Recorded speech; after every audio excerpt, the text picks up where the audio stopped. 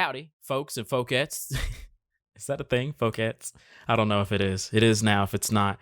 Welcome to the Breakers Bread podcast. I'm your host, Detavius the Black. This is a continuation from an episode that had been split into two parts so that it could be spaced out a little bit more, just testing it out to see how it is. I know some of the episodes in the past were super long, and so I wanted to kind of make it spacious enough, to where it can be marinated and digested well.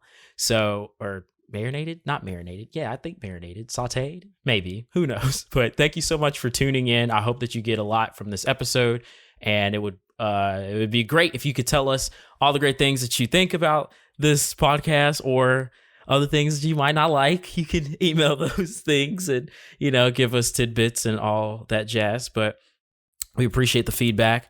We also appreciate comments, likes, all those good things. But for now, I will let you focus on this episode and continue listening I guess now it's part 2, so continue listening from part 1. But thank you so much for tuning in, and hopefully you enjoy. Peace. Not any human. I feel like I'm way more interested in that than the off-the-shelf, raise your hand version of salvation. Yeah. And I think that if we think God is good, if we think the Holy Spirit is all-powerful, we shouldn't be worried about, is this person going to convert or not?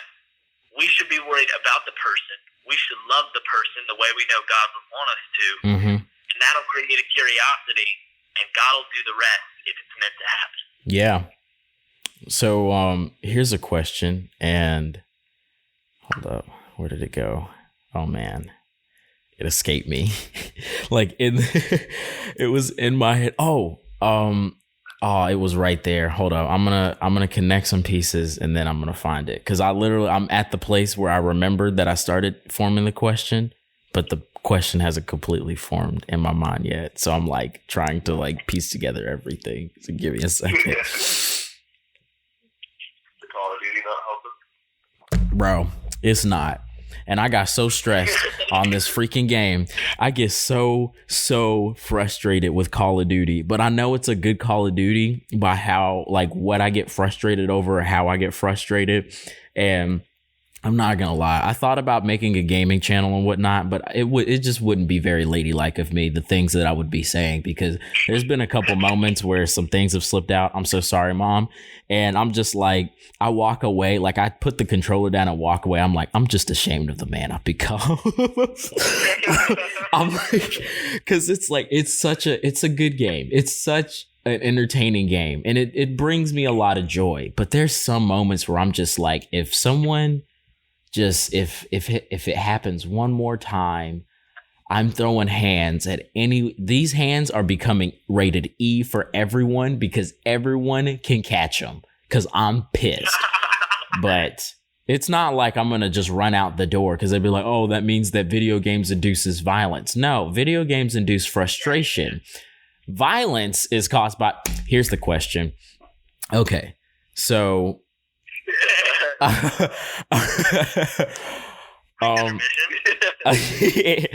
so on the thoughts of curiosity and whatnot, do you think that we as Christians do you think that we're curious enough? Do you think that we are, and it's hard to explain, but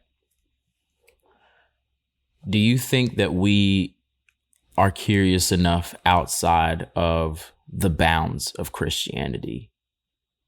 And not even a sense of outside of the bounds of God and outside of who he is, but just Christianity. Do you think that we're, as a people, curious enough? Because whether yes or no, I still would like to hear your answer, but it's something that I've been considering recently. Am I curious enough?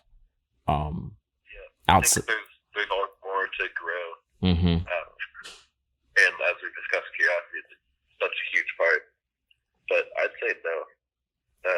We're so quick to label people that are curious as weird or as out there. But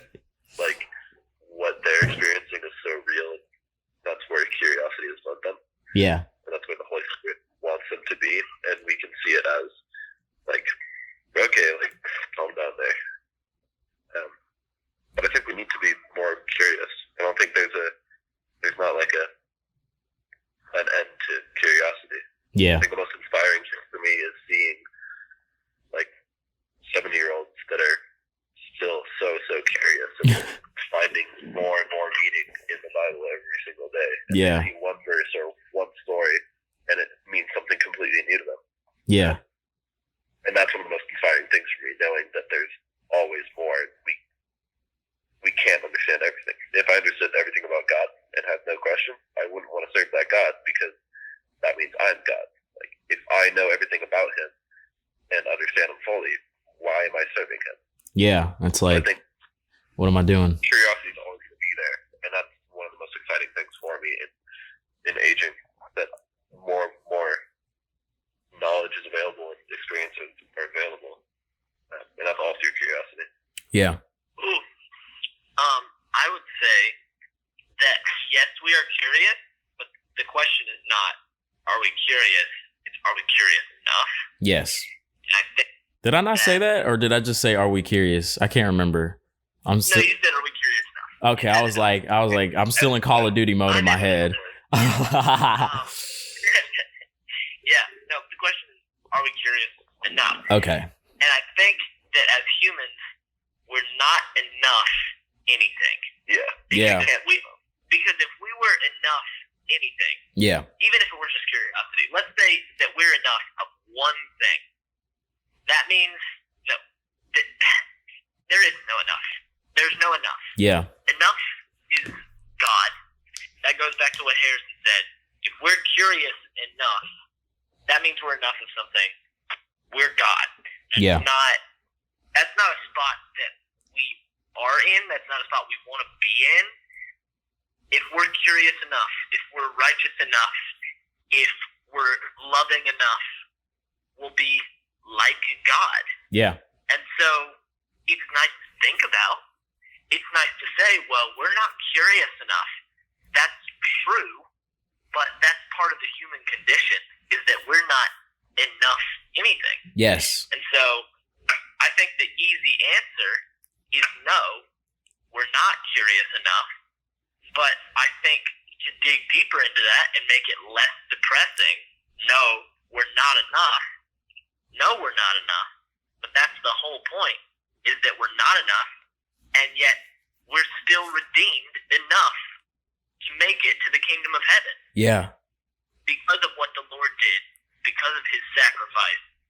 We're not enough, and yet we're redeemed enough Yeah.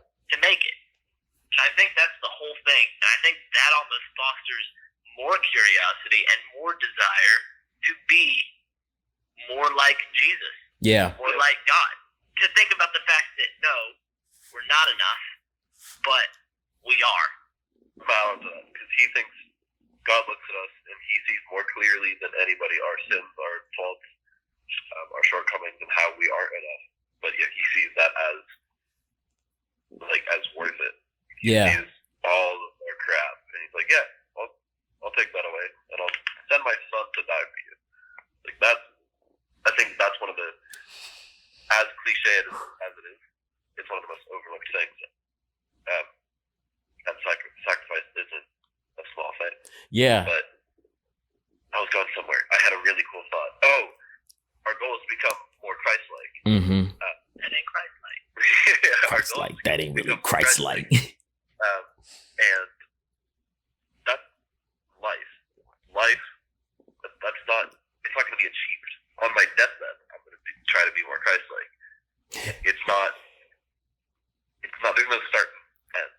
There's a start, and then the entire story is just the middle. Yeah. We're becoming more Christ-like. We're trying to become more Christ-like, but you're not going to achieve it, because we're human. We're sinful. It's not going to happen. Yeah. So, which you can look at depressing or so freaking exciting, because you can always grow. Yeah. There's always going to be room, which I'm excited for, actually. Yeah. Depressing until you put Jesus into it. Yeah.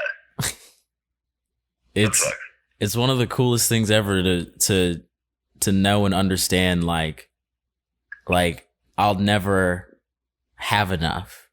Like there will never be enough, and yet oddly enough, like I am enough.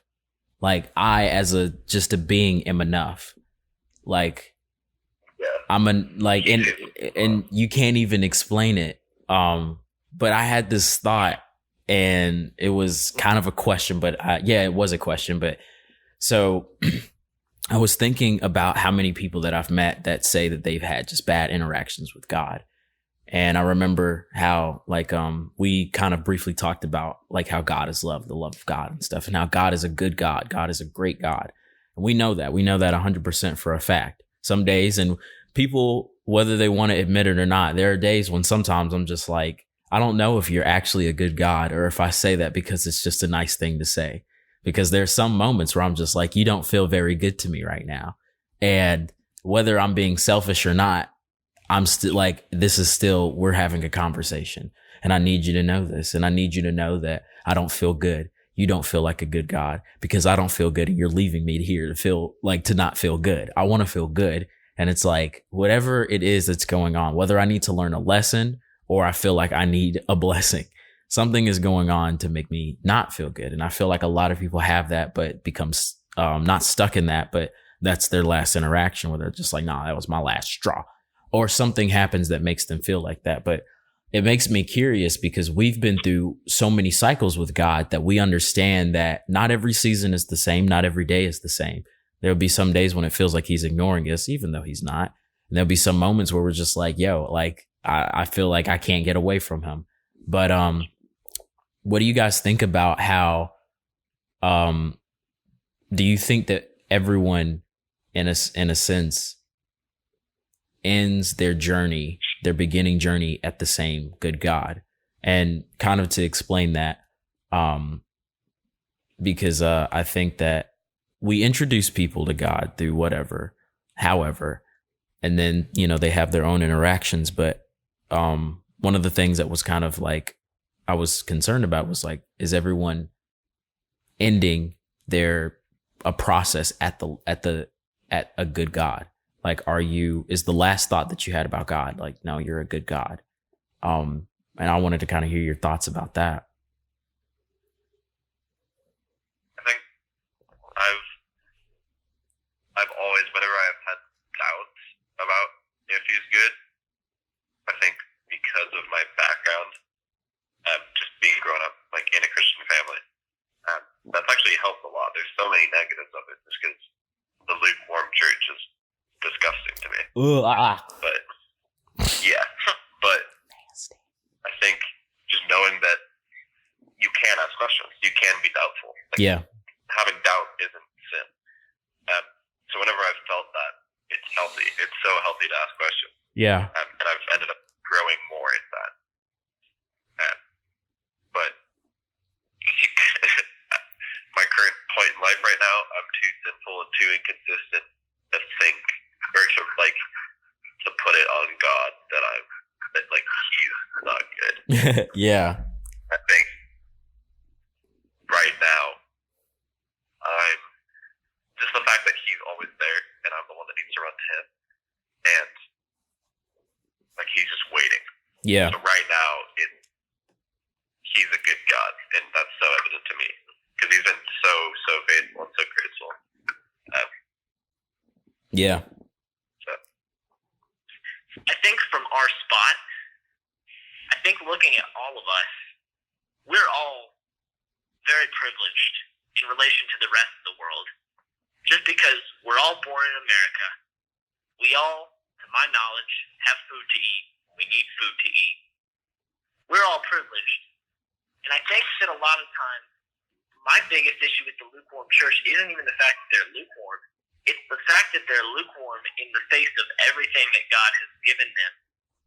And the lukewarm church is most prevalent in places like America, where people, in relativity to the rest of the world, are so privileged. Yeah. There was a couple,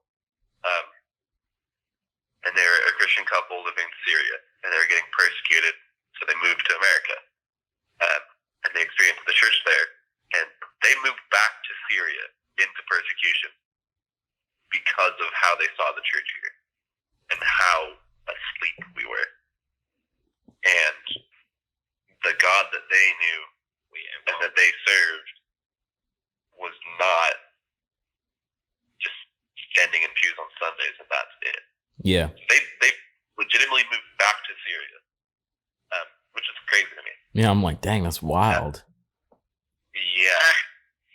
But I think that needs to be a wake-up call. And we can talk about it for as long as we want, but reform starts with the individual. I think. Yeah, for huge sure. movements where it's pushed by either an organization or a church, it can get a lot of stuff done. Yeah. But reform and revival is individual, and then that fire spreads. But it all starts with the individual. Yeah. Our God is so personal, and the way He reaches out to people isn't always through big corporate movements. Yeah. So I think never underestimate the power of prayer and the power of worship and just individual acts. Yeah, that's true. That can start fires. And to give some positive news, because I know it's been like, I feel like every single like people who are like have been iffy about the church has been like, if they're listening to this part right now and hopefully they're enjoying it, I feel like they're like, man, this is good. Yeah. You show them, you tell them, yeah, air out the church. Yeah. That's what we like to hear. It's like, no, it's not.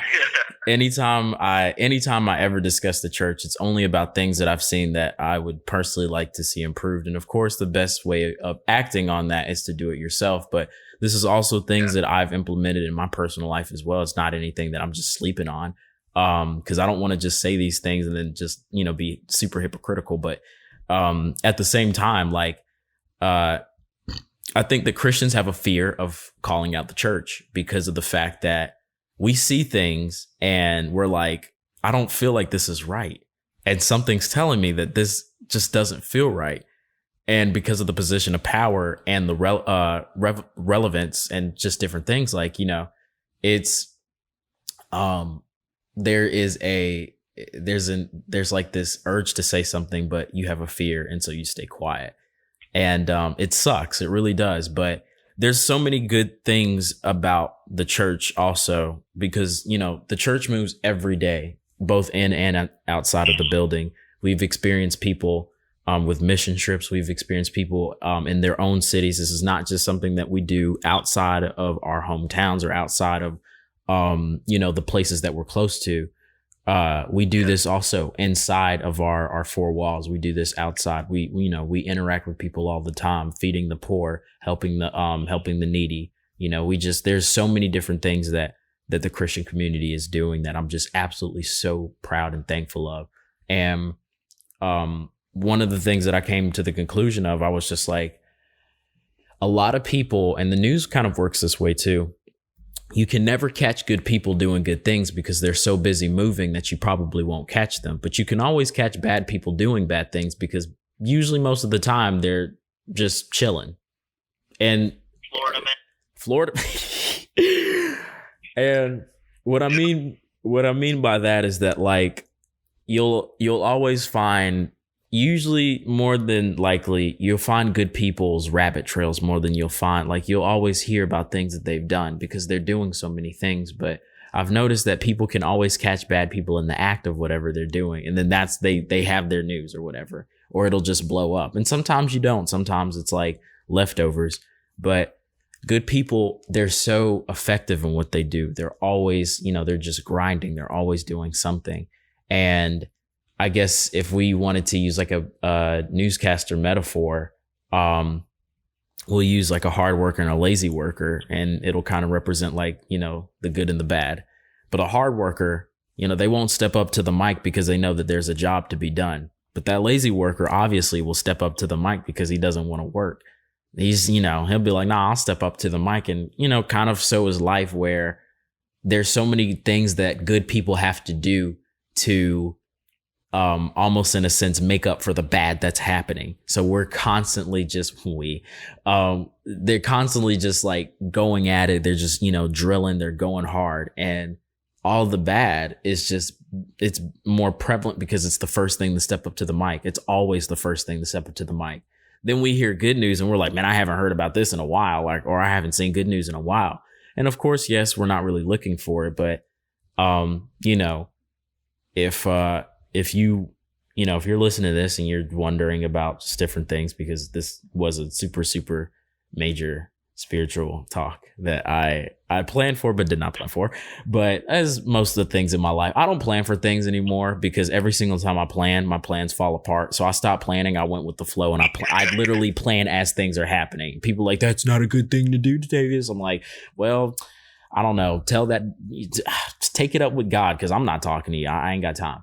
But I don't. But yeah, there's so much bad that we're always in a constant fight to balance out things, and it's weird. But I think that I still think that there's a lot of good in the church. I think that everyone should find a church. I don't think that anyone should be out of a church. And it's so fun because I actually just recently found a church here, 1122, I think they're called, and I'm probably going to visit them hopefully this week. Jesus, I was going to visit last week, but some things happened. But one of the biggest, yeah, in Jacksonville, 1122 Church in Jacksonville. Yeah, I know that church. What? That's crazy. You wait, who? Yeah, that's a really, really good church. Oh, yeah. Okay. So, yeah, I met some peeps at the coffee shop, and they were like, yeah, man, like we go to 1122. I was like, oh, snap. Like, it's crazy, man. I should pop in. They're like, yeah, man, come through. And I was like, I like these people. But yeah, it's sick. Community is such a big thing. And that's one of the things that I absolutely love about the church. That's why I'm excited for my kids to, in a sense, grow up in a church, because of the fact of community. Because finding friends in school is hard. I don't care what anyone says. Finding friends in school is difficult, because you just never really know, like, what is your end goal? How long are we going to be friends?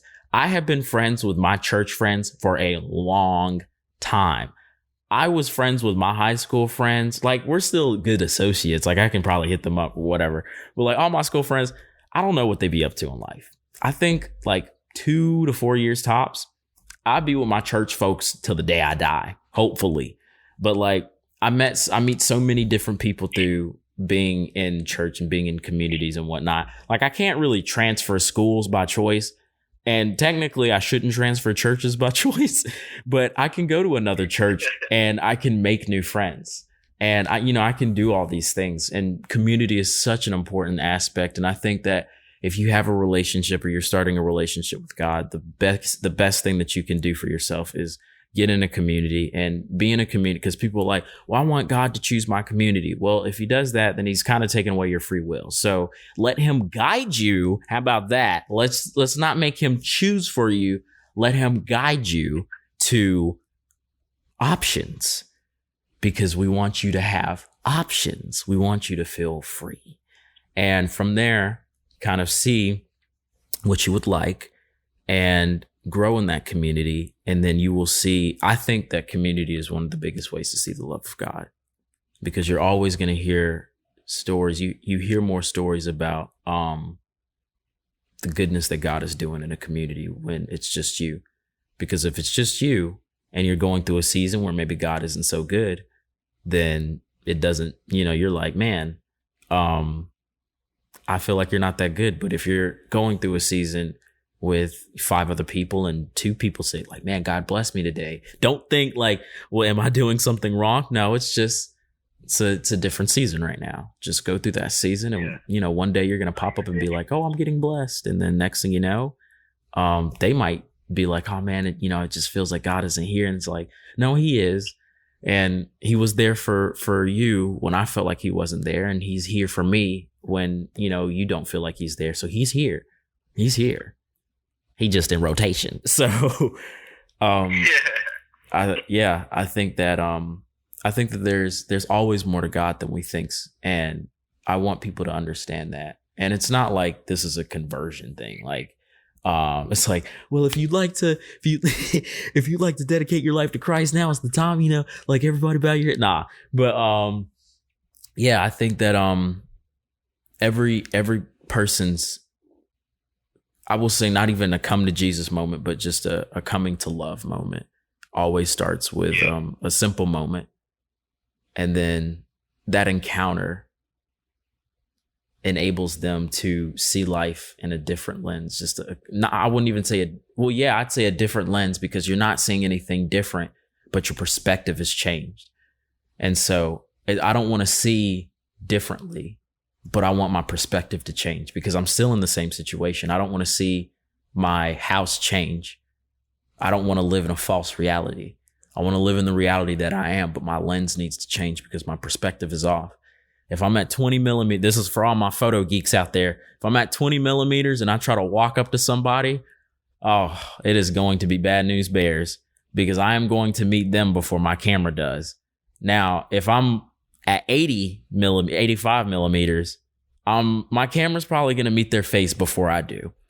But if I'm like at that 50 mark, we're probably going to meet at the same time. So I want to live in a good reality. I don't want to live in a false reality, but I do want to change your perspective, because sometimes you need to widen your perspective, and then other days you need to close in. And so everything has, it has a purpose. But yeah, what time are you going to get those bundt cakes?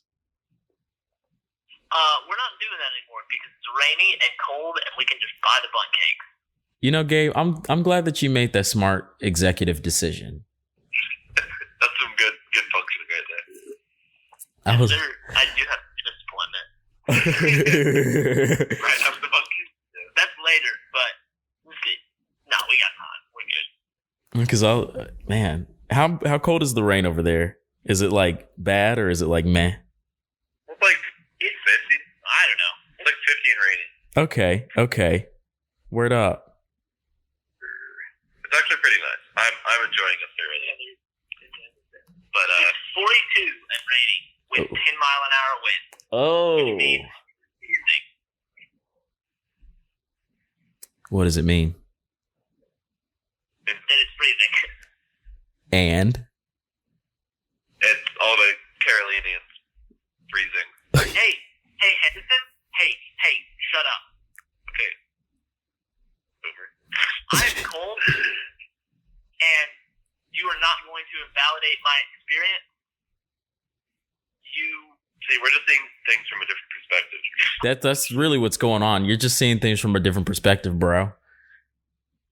No, he's like one of those 12-year-olds who wears the Nike Elite socks and the shorts in the winter, and he's like, "Oh, look at me, bro! I'm not even that cold. It's like I'm not even that cold. I'm from Chicago, and I'm wearing long pants, long sleeve. One's wearing a flannel and a hoodie on top of that. Harrison, it's like how you call me a boomer. Okay, it's a mentality.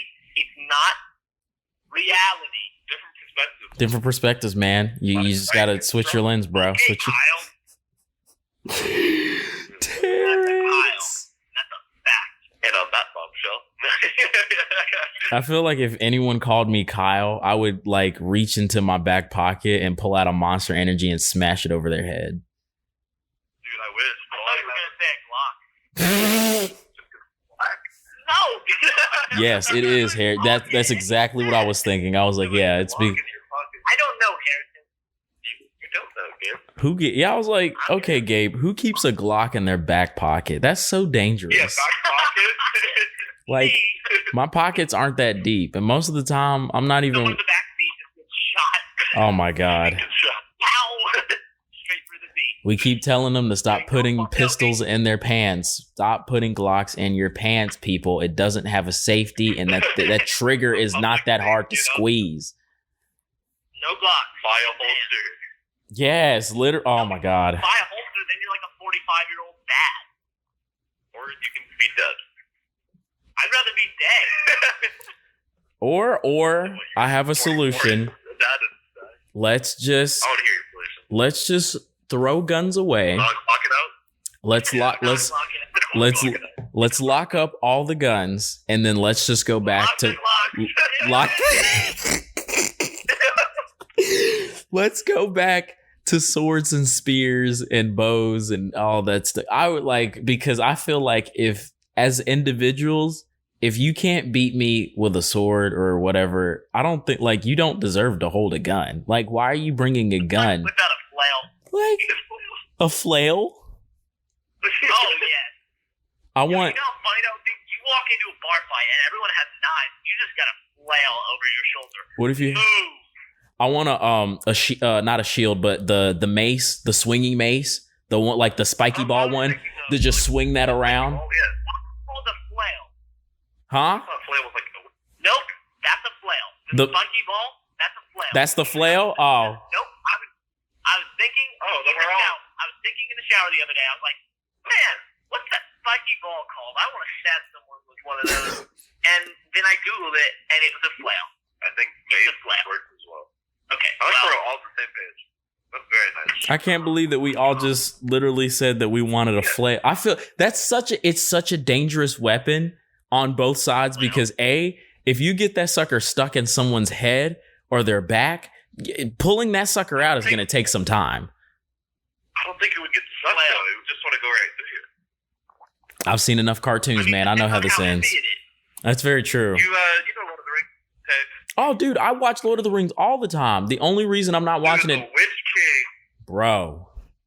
His mace is big. It's a hefty boy. It is. That kid's destroyed. Gabe's sitting over here seeing half of the Lord of the Rings movie. I need to explain half of it to him. Still confused. Well, I just tried to explain it as a medieval Harry Potter. And that sort of worked. It kind.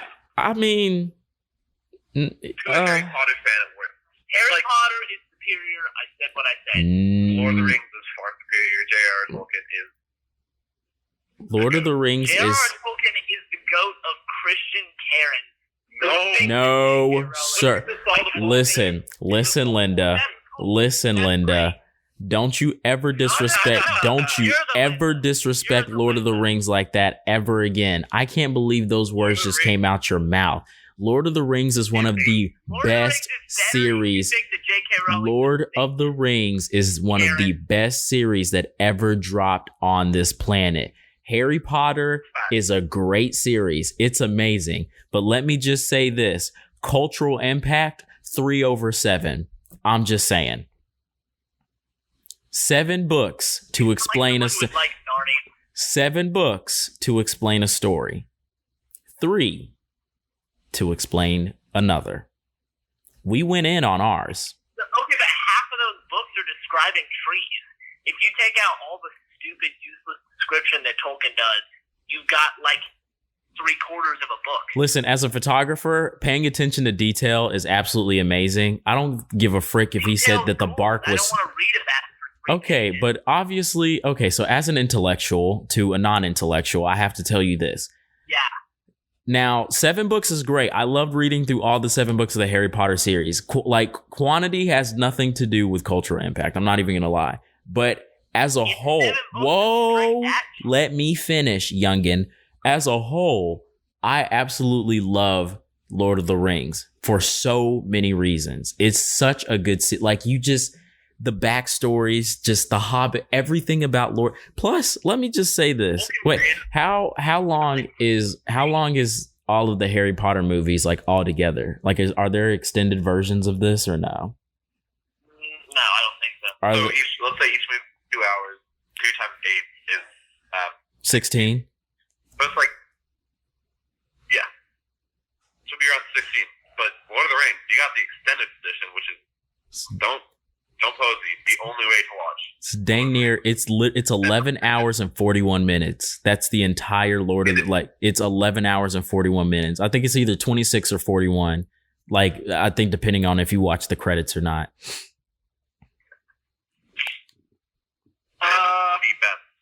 Hold on. Wait, 6. Oh, this is outdated, I think. Hold on. 10 to 15 minutes of credits. 18 hours and 57 minutes is Harry Potter. And in 11 hours, you can get a far superior story. No. Yes. No. Yes. Yeah. It gets deeper every single time you watch it. It's a Dungeons and Dragons player's wet dream. That's literally all it is. Sir, I honestly, if I could reach through this phone and grab your neck, I would not let go. Like how God just doesn't want to let us go. What else can I in gauntlet, I will choke you guys. In the name of the Lord. In the name of the Lord, we will crusade for.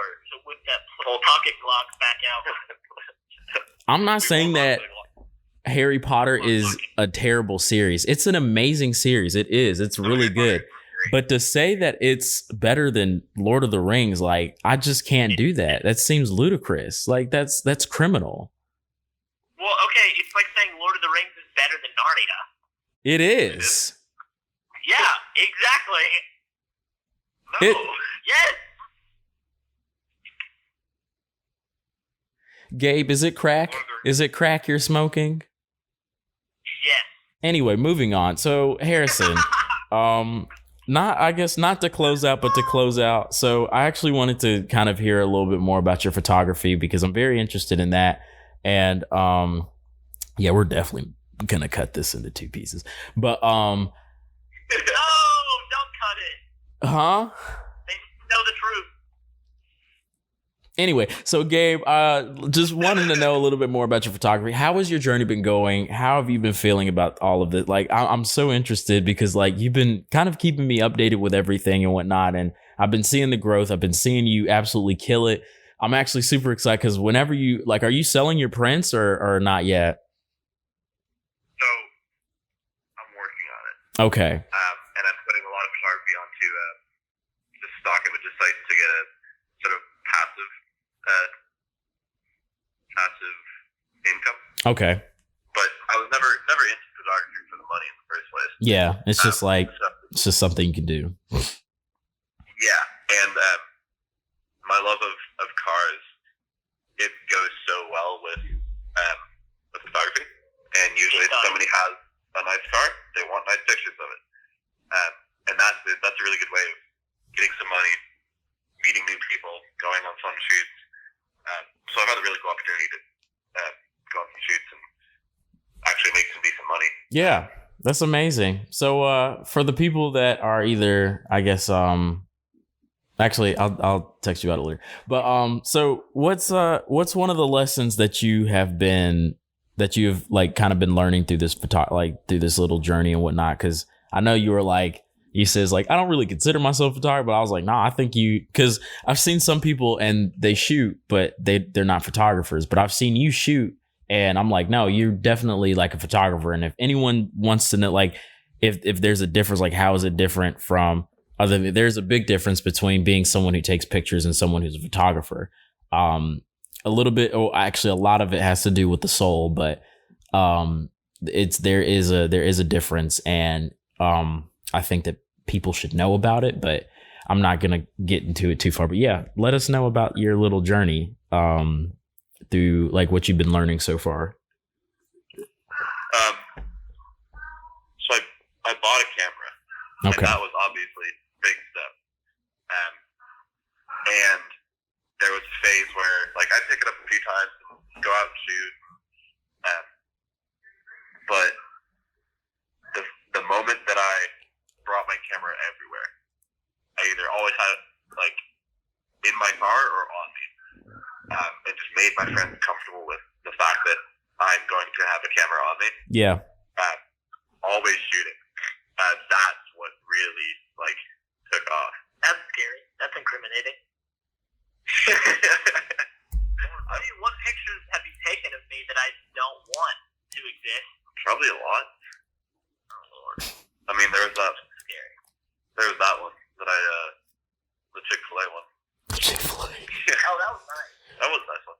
But I think one of the big things is just being comfortable with it. Yeah. And always doing it, and the consistency. I agree a ton. And obviously there's a lot of things that I can learn from other people. But I never want to be somebody else in my photography. Yeah. So in like little editing cues and different styles that other people have, I can learn from it, but I'm never going to try to replicate somebody.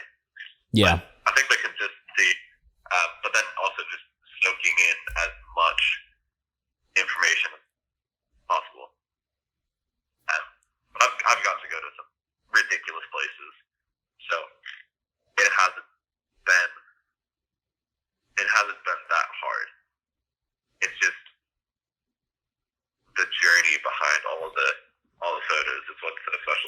that's what I love about travel photography as well. It just goes so perfectly. And I can look at one photo and there's an entire story behind it, which is amazing for me. Yeah. And we got to meet Bonus. Well, we didn't get to meet him, but we got to discover him. Got to meet who? Yeah. There's a really cool car photographer in Raleigh. Who he's sick. Everything he puts out is great. He's sick in so many ways. Oh, he's hilarious too. Oh, he's so funny. Hey, he's like if you were really white trash and really vulgar. Yeah. That's very true. That sounds like me on Call of Duty. That sounds exactly like me on Call of Duty. Disclaimer. I love Instagram as a platform. Just because I find so many photographers that amaze me, and I'm like, okay, I need to work. I need to get to work. Yes, Instagram is a very interesting platform where comparison can either be a killer or a motivator. But yeah, it's interesting. That's tight. What do you think about them taking mics off? I don't give a frick about it. Yeah, I like it.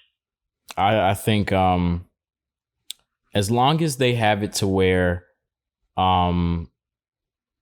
like business partners and whatnot can still have access to the information, which that's what they were planning on doing because that's what they were rolling out. But as long as they can do that, I don't have an issue with it. I think it's pretty cool. I'll probably start. I think a lot more people will start gating followers. I think it would be cool to just take out followers as well. I think, but actually, I take that back. No, because maybe I like followers. Yeah. I like followers. I just want to know how many people I follow because I need to. There was a period of time. Sorry. Huh? There was a period of time where Elevation Worship followed me, and I felt like the biggest baller ever. And then they changed social media managers, and they unfollowed me, and I'm sad that day. Hey. That's the negative side of social media. I was like 12, but it broke my heart. It really did. It'd be like that sometimes. It really do be like that sometimes. But sometimes they say it don't be like that, but it really do. Listen, when they say it don't be like that, I tell them like sometimes, it do, and they be like, no, it don't. And then sure enough, life will tell them, life will show them that it do be like it be sometimes. But yeah, social media is a really interesting platform. It is a scapegoat. It is a motivator. It's a trap, and it's also a connecting piece. Gabe, whatever it is that you said or you're gonna say, you better keep it in. Keep it in. But there's a lot of benefits from it. There's a plethora of benefits. I think, Gabe, whatever it is, whatever you were saying, whatever it is, because I can't hear it now. But when I go back and I edit this and I listen through this and I hear whatever it was that you said closely, I'm coming for your neck. But I think that one of the things that can make social media better was because social networking or social media is, I think it was social networking that I was thinking about a few days ago. It was because a notification had popped up on my iPhone and it was like, you have 5 minutes left of social networking. And I was just like, I'm in the Messenger app. And I was like, no, that is social networking. That's 100% right. I want there to be more of an emphasis on networking and Instagram. And what I mean by that is like, there's no emphasis on 3 things: networking, compassion, and collaboration. Everything. And when I say collaboration, because a lot of people sometimes don't understand what that means, I have collaborated with a plethora of different artists. I have. And Harrison, I'm pretty sure you have or you will in the coming years and whatnot. Collaborations are one of the best things ever. It's what I think can add a little bit of fuel to your fire if it's like kind of fading out and just different things like that. But the goal of collaboration is always an exchange. So somehow, some way, 2 people are getting something whether equally or just, or someone wants to go out their way and just kind of go above and beyond. But I think that social media should put an emphasis on social because we live in a very weird world where everyone is connected and yet everyone is disconnected. So like, I can talk to you through a phone. That's great. Like I can talk to like 20,000 people on Instagram. Not to say I have 20,000 followers, but next year I might. I don't know. Who knows? But or 1 million. I think that would be cool. Like at least I think like 500K by like 2021 would be pretty gnarly, but I'm not counting. But I think it would be shut up. It's like I can have 500,000 followers and yet be connected with only 1,000 of them. Yet 500,000 people see different insights of my life, and yet they're so disconnected. And yet they're connecting with pieces of who I am, not even who I am as a whole. And it's like, yeah, we can Instagram, like we can do all this stuff, but like some days there doesn't feel like an initiative. And I think that it would be so cool to see an initiative for connection, which is why I need to get a PlayStation very soon. I forgot about that. But yeah, I think that social media would be way more stellar if there was an emphasis on that networking bit. Yeah. Very nice. I think that's so true. We need to connect more. Social media can always, like, it can come across as, like, this is my page, my feed, like, my post, but if we just connect and collaborate, like you said, with other people, that can grow a lot more healthier than just this, like, the focus on self. One, I'll shameless plug, an influencer that I recently just not reconnected with, but rekindled my inspiration for. There's two, but I wouldn't consider one an influencer because they haven't said they're an influencer, but they do a lot of influencing. I don't know what, but I think her name is Sorella Moore, and then there's also a gal named Sonora. I can't remember her last name, but you can find them both on Instagram. I'll put their Instagram, whatchamacallit's in the bio, their Instagram profiles and not in the bio, Jesus, in the description, so you guys can see these people. They're absolutely amazing. The first one, please. Sorella Moore. I think that's Moore is the last name. Like short, black hair? Yes, she is. I think I know who you're talking about. She looks really tall, actually. Like, she looks tall, but I don't know how tall she is. What's her name? Sorella Moore. Sorrel? How do I spell that? Sorelle. Sorella Moore, I found it. 495,000 followers, mind, body, heart artistry. Yeah, no. One of the dopest artists I've seen in the last 5 years. Yeah, you know Yes Theory? Huh? Who? Yes Theory. Yes, Siri? Oh, no, I do not. Oh, you would love them. We'll send them over. They did a trip to Guatemala to go into the jungle and find a big old pyramid.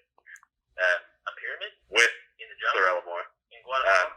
And a lot of other creators. But they're really cool. They're doing a lot of cool stuff. Dang, that's tight. It's very secular, but their ideas are really, really cool. Yeah.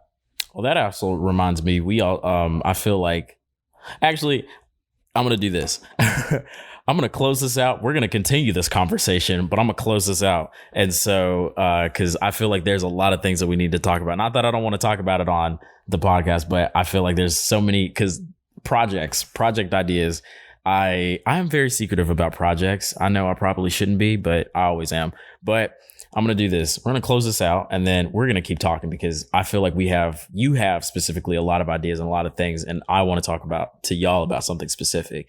But thank you guys for listening, watching, tootling, tweeting, I don't know, rafting, whatever. Do something every day that keeps you green. Do something every month that gets you a little bit closer to greener. You don't always have to make big choices and big jumps, But you can start by simply just going around your neighborhood, picking up trash, or just, on the way to the walk, walking a little bit more, not even walking to your locations, just getting out and being a little bit more environmentally friendly, riding your bike, taking a walk down the street, just different things like that. Some people call it exercise. Some people call it debriefing. Early morning meditations, early morning meditations, just different things like that.